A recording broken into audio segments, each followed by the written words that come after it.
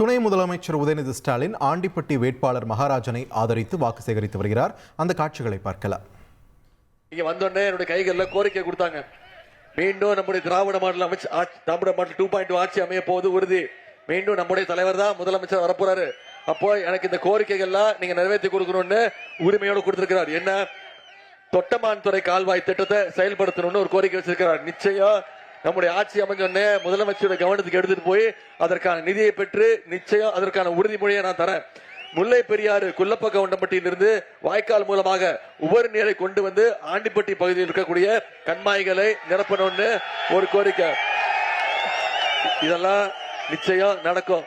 நம்முடைய ஆட்சி அமைஞ்சோடனே நீங்க மகாராஜன் அவர்களை ஜெயிக்க வச்சோடனே நிச்சயம் இந்த கோரிக்கைகள்லாம் உங்களுக்கு நிறைவேற்றி தர.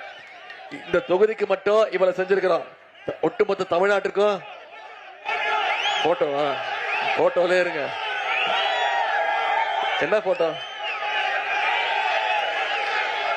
தெரியாது, எந்த போட்டோ எனக்கு தெரியாது. போட்டோக்கு எனக்கு சம்பந்தம் கிடையாது. நீங்க மாட்டி விட்டுறீங்க, இது வேணாம்.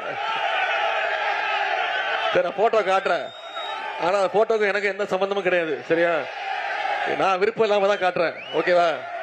சரியாம்மா, எனக்கு எந்த விருப்பமும் கிடையாது.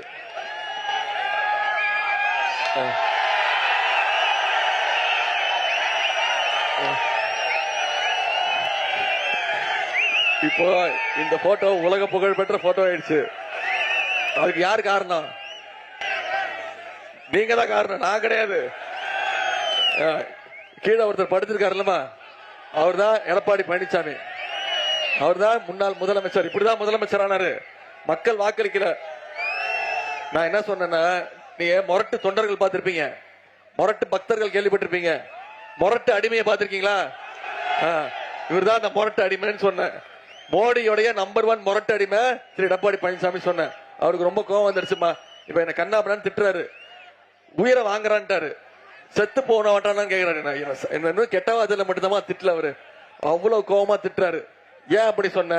இவர் மோடி என்ன பண்ணாலும் அதுக்கு ஆமாசாமி போட்டுக்கிட்டு நம்முடைய மாநில உரிமைகள்லாம் விட்டு கொடுத்திருக்கக்கூடிய ஒரு மனுஷன் தான் திரு எடப்பாடி பழனிசாமி.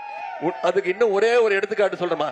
இன்னைக்கு ஒன்றிய பாஜக அரசு இன்னைக்கு நாடாளுமன்றத்தை கூட்டி எம்பி தொகுதி மறுவரையறை டீலிமிட்டேஷன் அப்படின்னு ஒரு திட்டத்தை கொண்டு வராங்க, நிறைவேற்றி இருக்கிறாங்க. இன்னைக்கு திராவிட முன்னேற்ற கழகம் உள்ளிட்ட அனைத்து எதிர்கட்சிகளும் இதற்கு கடும் எதிர்ப்பு தெரிவிச்சிருக்கிறோம். இது மூலமா மக்கள் தொகையை அடிப்படையா வச்சு ஒவ்வொரு மாநிலத்திலையும் எம்பிக்களுடைய எண்ணிக்கையை குறைக்கிறதுக்கு முயற்சி பண்றாங்க. இன்னைக்கு இந்தியாவுடைய எம்பிக்கள் தொகை 543. அதை அதிகப்படுத்தி 815 சீட்டா மாத்த போறாங்க. நியாயப்படி பார்த்தா இப்ப நம்முடைய தமிழ்நாட்டில் 39 எம்பிக்கள் இருக்காங்களா, நமக்கு சரியா பிரிச்சு கொடுத்தாங்கன்னா, எல்லா மாநிலங்களுக்கும் சரிசமா பிரிச்சு கொடுத்தாங்கன்னா நமக்கு 59 தகுதி வரணும், 59 எம்பிக்கள் வரணும். ஆனா பாஜக அரசு என்ன பண்றாங்க, திட்டம் போட்டு நமக்கு வெறும் 47 எம்பிக்கள் வர மாதிரி அந்த முயற்சியில எடுக்கிறாங்க. கிட்டத்தட்ட 12 எம்பிக்கள் தமிழ்நாட்டுக்கு குறைவா கொடுக்கறாங்க. மக்கள் தொகையை கட்டுப்படுத்த சொன்னாங்க. வட மாநிலங்கள்ல மக்கள் தொகையை கட்டுப்படுத்தல. நம்முடைய தமிழ்நாடு ஒன்றிய அரசு சொன்ன மாதிரி சரியான விழிப்புணர்வு ஏற்படுத்தி மக்கள் தொகையை கட்டுப்படுத்தணும். மக்கள் தொகையை கட்டுப்படுத்தினதுனால இன்னைக்கு தமிழ்நாட்டை வஞ்சிக்கிறாங்க. தமிழ்நாட்டுக்கு 12 எம்பிக்களை குறைக்கிறதுக்கான முயற்சி எடுக்கிறாங்க. நமக்கான குரல் நாடாளுமன்றத்தில் குறையணுமா? அதிகப்படுத்தணும். நமக்கான உரிமையை விட்டு கொடுக்க கூடாது. அதனாலதான் இன்னைக்கு நாம எதிர்ப்பு தெரிவிச்சிருக்கிறோம், கருப்பு கொடி காட்டிருக்கிறோம். இன்னைக்கு காலையில அந்த சட்ட நகலை அனைவரும் நம்ம திராவிட முன்னேற்ற கழகத்தை சேர்ந்த அத்தனை பேரும் இன்னைக்கு அந்த சட்ட நகலை எரிச்சிட்டு தான் நான் இங்க வந்திருக்கிறேன். இனி செல்லும் இடமெல்லாம் செய்தி. தந்தை டிவியின் வாட்ஸ்அப் சேனலை ஃபாலோ பண்ணினா செல்ல இருக்கும் இடமெல்லாம் செய்தி.